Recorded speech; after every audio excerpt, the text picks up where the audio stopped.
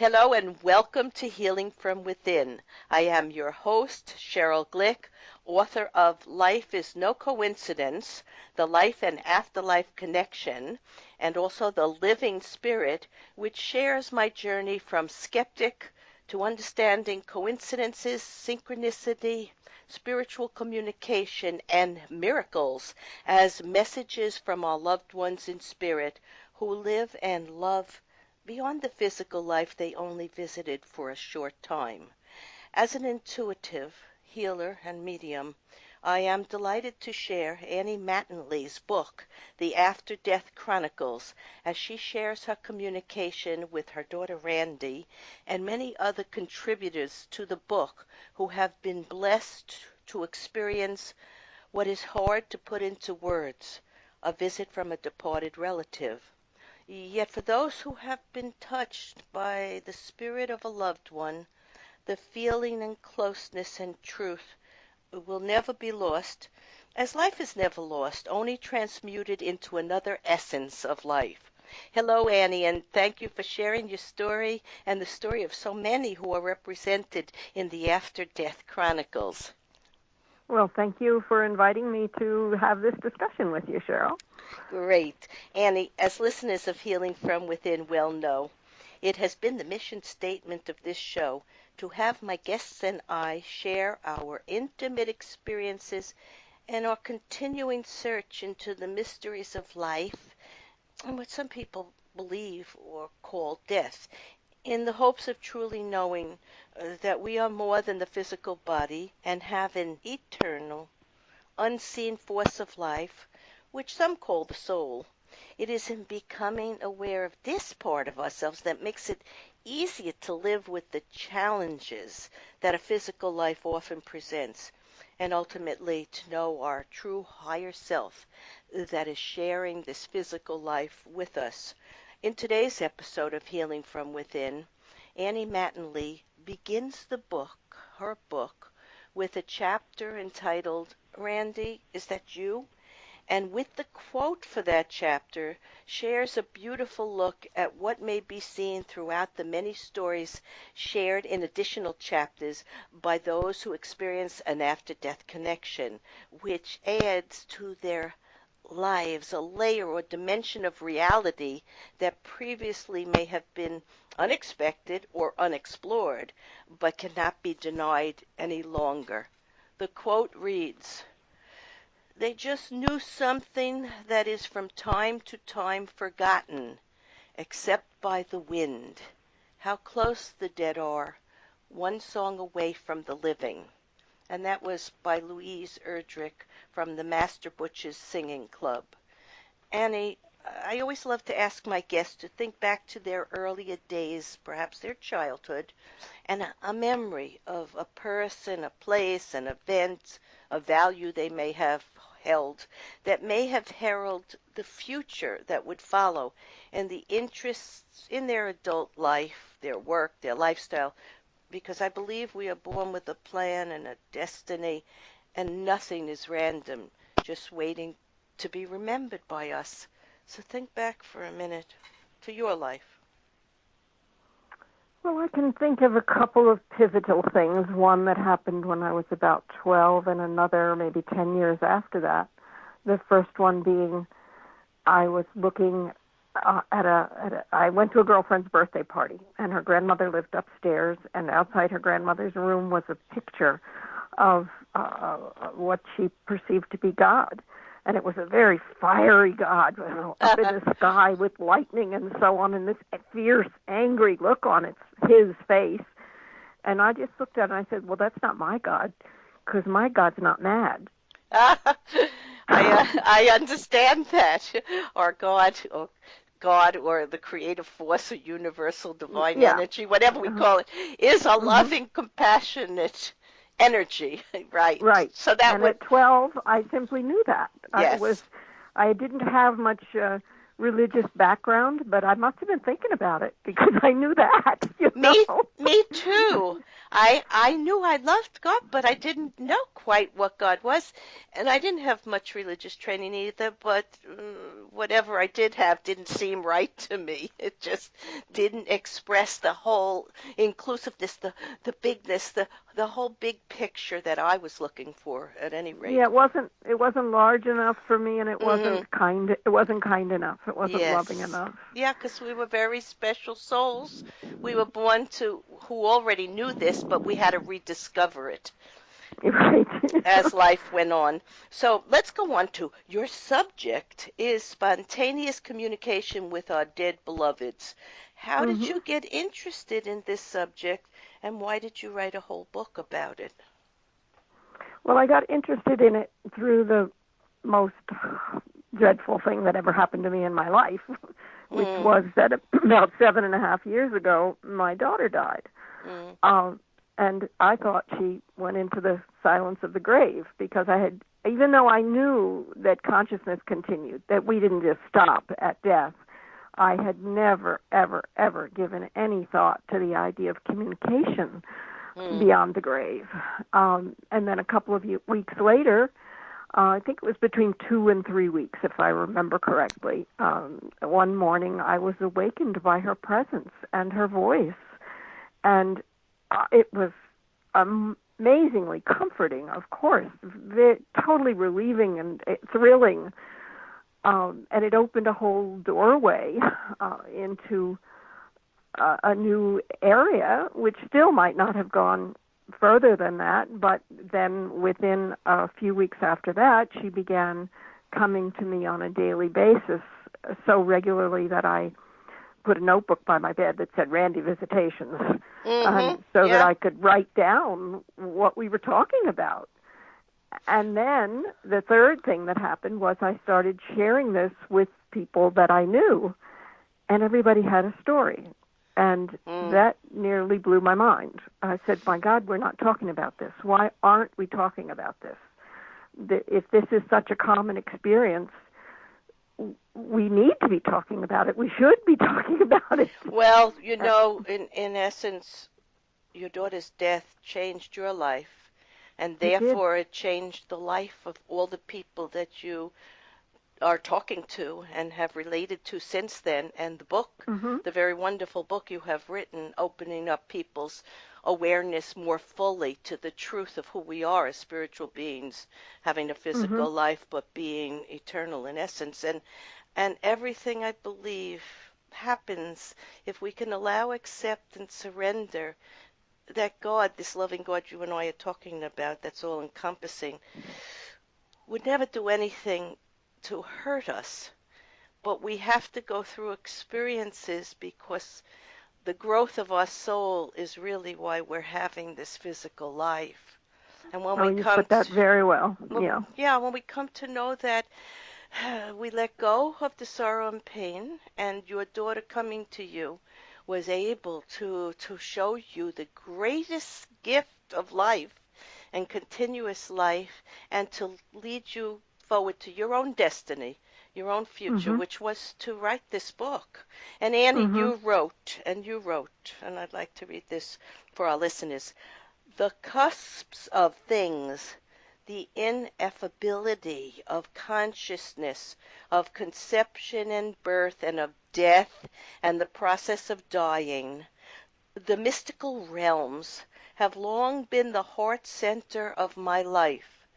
I attend to my dreams. I have sat with the dying. I am captivated by the enigma of death. I have studied and meditated on and prayed and done shamanic journeying over, avidly read about and discussed the great mysteries of my life. How is it that I never before attended to the possibility of direct contact with our dead beloveds? Now seems a mystery in itself. Soon the idea that the dead can speak became my daily reality. In the early morning hours of almost every day for many months, my formerly troubled, depressed, and pain-racked daughter came to talk with me. That's so beautifully said. And Like you, in my earlier days, I was maybe a little skeptic or just didn't have enough awareness yet, and I followed my family's ideas. They were terrified of dying because they thought that was the end of them and all their Yeah. memories and all their connections of love. But about 20 years ago, after a spiritual visitation from my grandfather, it was a visit, but Mm. it came in a dream. And he Mhm. spoke to me as your daughter did. I had to rethink my earlier beliefs and fears to discover so much about universal energy and the afterlife and the ability we all have to receive messages from our loved ones. So I, like you, have spent the last 20 years as an intuitive energy practitioner and medium and hospice volunteer, helping others to know the truth of what Mhm. they believe to be their dual nature as physical and spiritual beings, but to know and discover their own powerful soul essence and really the reality of life here and beyond here. So thank you for the beautiful way you wrote that. Well, thank you for reading it to me. I've never had my own words read to me. And it I'm sounded, sure it was you very moving. It was I, very moving. Thank and it you. was very moving when I read them. That's why I selected Mm. that passage. But go on to tell us more about the contact with your daughter. Okay? Tell us a little bit more Well, about it. She came it, to you for a long while. she did. Now, 7.5 years later, it's simply, I feel her presence occasionally, Yes. and even more rarely we speak. Twice in a year, we've had reason to have a very short one sentence connection that was verbal. But in those early months, every morning she would she would come and we would speak of various things. Now I thought, oh, she's going to tell me all about the afterlife, and I asked her questions, and that wasn't what she was interested in. She was interested in our relationship, Mm, and she was interested. She had a daughter when she died who was almost 19, just shy of 19, and she was concerned about her. And she was also very interested in this whole project of my interviewing people and writing this book. She said, people need to know about this. You know, yeah. you should be writing about this. And so she was definitely a cheerleader for me, Yeah. because in the beginning I was a little challenged because I was grieving. Grief doesn't just go away because you've had a contact like this. I No. still missed her in the physical, and I was also busy with the estate and the trust for her daughter and all kinds of, pragmatic things of that nature. And I sometimes had trouble just organizing my time around working on the interviews and the books. But she just kept pushing me, really, saying, "You You go know, ahead, go ahead, you can do this." as an intuitive, I'm sensing that it wasn't only your destiny to write the book, it was hers also. And I that's think why so. and that's why she was so intent on encouraging you and inspiring you. I think anything worthwhile that any of us do in this life comes from an inspiration and a whisper from spirit, encouraging us to remember what we chose to do in this lifetime. And I think that's beautiful. And you also said in the book, I long to do something to let the world know how close our beloved ones can be. And Yes. I have to say, that reminded me when I read that of a story. I was called to the hospital where a co-worker's father was in a coma Mhm. and after a stroke. And she asked me to give him Reiki energy healing and to tap into his energy and find out what was happening. So Mhm. I went to his room and he, in the way I receive information, there are many ways to receive it, as we're going to discuss in a minute. But he suggested to me he was ready to leave, and he showed me that there was this green beauty of a place that he loved and would soon see. And his daughter told me it was Ireland. And then he showed me a rocket and he said he was going to take this rocket way beyond to where that place was.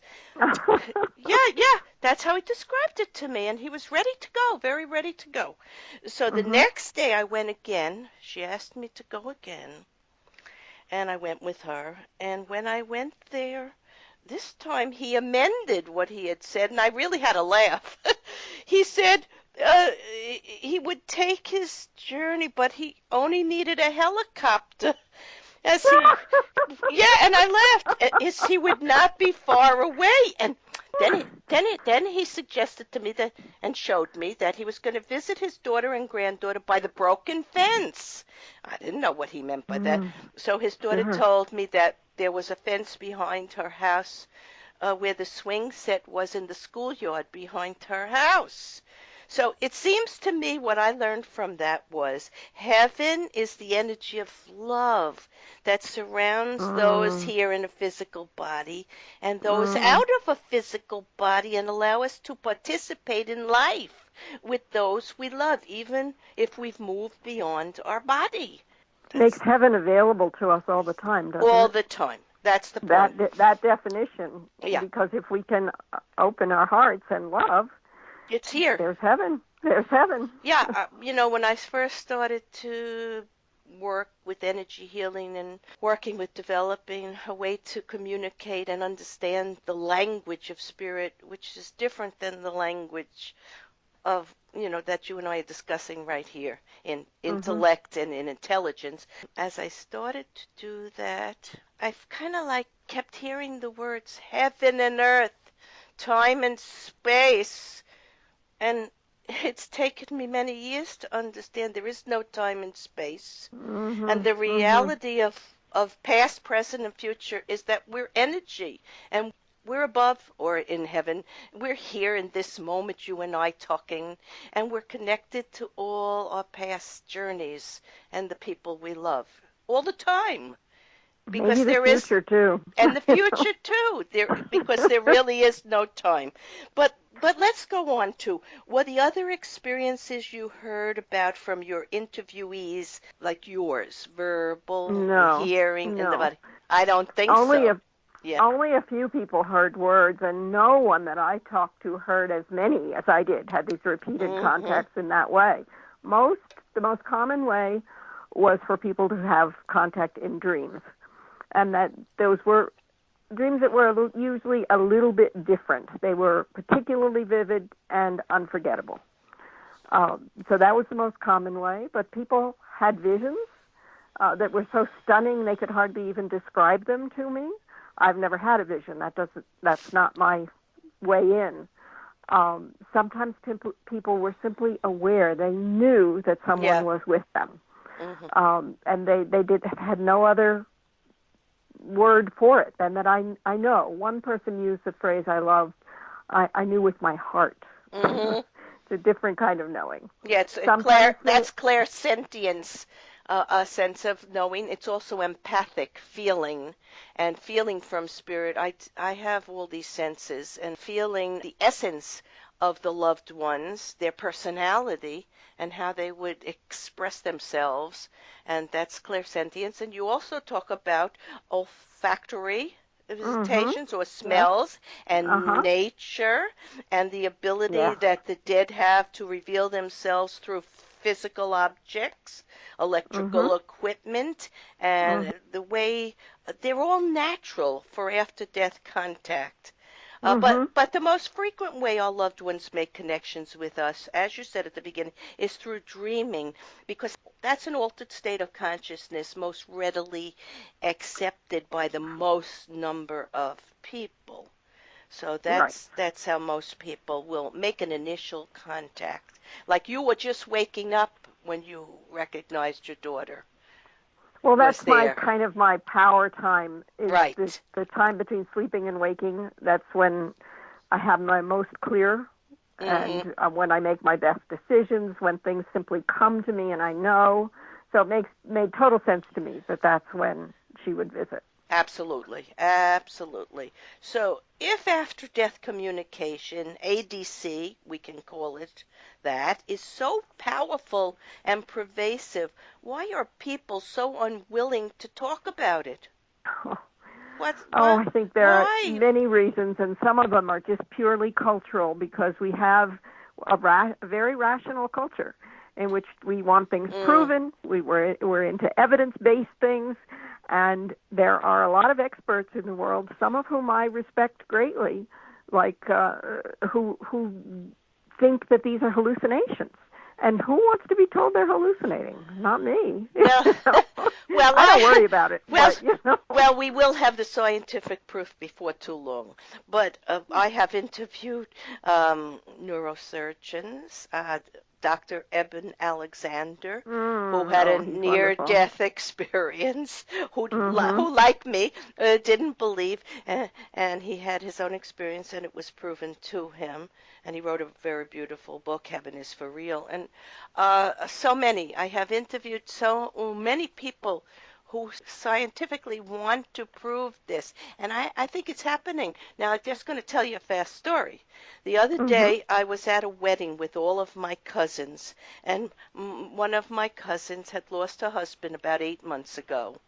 And she says to me, uh, do you think our family, they're here with us at this wonderful wedding? And I said, they're all here. They always Mhm. come to lovely parties like this. But I wanted to Mhm. prove it to her. So Mhm. I closed my eyes and I tried to pick up a message, but Mhm. it was just too noisy. There were too many Mhm. people and it was just too noisy. So then I said to my cousins, let's take a picture. And we took a picture and Mhm. on the cell phone, and lo and behold, up in the window above us was an orb, a light, and Mhm. it looked to different people it looked like different things, like an angel, like dove wings, like a Mhm. heart. Mhm. And I sent a picture to each one of my cousins so that they could see this. Because when spirit wants to reveal themselves, they have They will do it. many ways to do it. So this, Yo, endless, endless. yeah, You know. and you know the funny part of it is this same cousin has had her own experience when our grandmother died. She felt a hand on her shoulder and wind around her, and then got the phone Mhm. call that our grandmother had passed. And her mother, my aunt, was very much into this awareness, and my cousin still could not grasp it. I think a little bit of it is fear. A little Yes, bit I is do too. being Mhm. thought odd by, people Yep. we think people expect certain things from us, and if we say certain things, they will just think, it's not their expectation, so they don't understand why we're going down a path exploring this. And I think basically that's it. Most basically, it's fear. Sometimes it's religious beliefs that Sometimes. discourage Mhm. this, and Mhm. but I don't think in any religion, I think all religions express a belief in the eternal place of life. But I don't think it's related to any age or gender or race or religion or nationality. And I think even animals experience the visit or presence of a soul. You've I've heard seen stories it. like that, but Yes, the you've seen dog a looks dog up and looking you up and know. they're barking. Yes, yes. So, I mean, I've seen all this. I know all this. I've done hospice work, and I'm aware of energy, and I'm aware no one's ever alone. When you go into surgery or an operation or any challenging situation, you are surrounded by guides, teachers, angels, many different forms of life that encourage and help us in any way that's possible for our soul journey, because we still have to have the experiences that we have to have. So, what do you think is the purpose of after death communication? Certainly, the initial purpose is comfort, to help us with our grief. Um, but then there's also an awful lot of guidance and protection that comes along with it. A lot of people have sometimes life-saving experiences from someone who's died who loves them. Mm-hmm. And then sometimes it's for healing unfinished business. Mm-hmm. Sometimes when someone dies, there are terrible wounds left behind. And I have heard wonderful, wonderful stories about people even healing from a lifetime of parental abuse because the parent comes in a dream or some other way so transformed and with such love that they are able to overcome. The wounds are still there, but they are helped deeply by this. And then there's the whole thing about the wisdom about relieving fear about death and the afterlife. Yeah. So there are many, many gifts that come from after-death communication. Basically, I think they come out of pure love. Oh, absolutely. Now, do you think contacts are initiated from this side, or those in spirit who have crossed over initiate the event? What do you Well, think? I've heard of it both ways. Yes.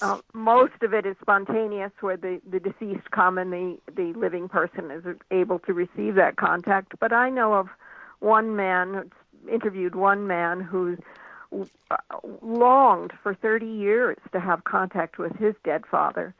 And finally, he was in a deep meditation saying, I need your help. I've started on this new path in my life, and I need your help. And his father came after 30 years. Yeah. You want to know what I tell my clients? I just say, anytime you think of your loved one, just say their name, think of they're around. You can call them. They are always available to us. And I have found that to be true in the readings I do for people. Some mediums will say they cannot receive someone. Whoever comes, and they can't. But I have found in my readings for people that when I ask for the soul or way for this person coming to me to be helped the most, the ones that they want come. So that has been my experience. But I also want to say something. As a medium, when I do a reading for a client, I just ask Spirit to share messages that are going to help the person know themselves and their destiny and life plan more fully. And now, I was told many, many years ago by one of my teachers that I could ask to receive guidance from any soul out of a body, any historical figure, no matter how long they had, passed or had lived. In my next book, New Life Awaits, Creating Your Best Afterlife by Living Consciously Now, as President George Washington had come up many times in stories in the book, and since our nation was going through painful, challenging political and social times, I engaged in meditation and I asked George Washington if he would be kind enough to join me and to help me. And the reading or channeling of his energy is available on my website, SherylGlick.com. Oh. So what would you like readers of the After Death Chronicles to take away with them? I would like them to know, to really deeply receive that these experiences are available to everyone. Beautifully, beautifully said. And I want to thank you, Annie Mattingley, for your dedicated research and interviews with so many people who have experienced a visit or communication with their deceased relatives, and sometimes others, not even their relatives. Sometimes it's even someone we haven't known in this lifetime who come through. And for the poetic, creative way you express love for life here and beyond. To read more and purchase the book, go to Annie Mattingley.com. In summarizing today's episode of Healing from Within, Annie and I have shown you the way to the truth of life in its energetic and physical components after the loss of a loved one. The energy and presence in the moment that you have an experience like this change so many preconceived notions of who and what life is all about. And I believe Annie expressed the value and purpose of after-death contacts in this way and wrote, "The experiences that follow are as varied as the people who have shared them with me. Some are visual, some auditory, some subtle, some as life-affecting as near-death experiences. They range through dreams, disembodied voices, visions, electrical and physical manifestations, messages received through nature. They can be the rare, frightening contact or a profoundly satisfying grace that precedes or follows a death or occurs at the moment of death. Visitations can come at once or continue repeatedly for years. They can happen in a flash or transport us into an extended altered state that lasts all day. These experiences have defied my early efforts at a near categorization. Dreams here, visitations there, visitations through nature. We don't have labeled pockets in our psyches to which to file such moments. Like a sonnet or a symphony, an after-death contact is more than the sum of its parts. These moments speak to us in the language of spirit or God or the universe. They are not intended to be fully understood, but rather to be savored and allowed to delight. More than anything else, they resemble poetry, which is defined by being undefinable. Annie and I would wish for you a moment of surrender to the beauty and flow of life. Listen to the wind and whispers from spirit and our loved ones, as you may just discover that life as a dream returns to us each evening when we allow ourselves to be enveloped in the darkness and the magic of the night and life. And life is but a constant return to life in its many forms, dimensions, and realities. I am Sheryl Glick, host of Healing from Within, and I invite you to visit SherylGlick.com to hear and read about authors, metaphysical explorers, scientists, spiritualists, psychologists, medical professionals, members of the art and music communities, and others who seek to know ourselves in both our human and divine possibilities. Shows may also be heard on webtalkradio.net and dreamvision7radio.com. Thank you.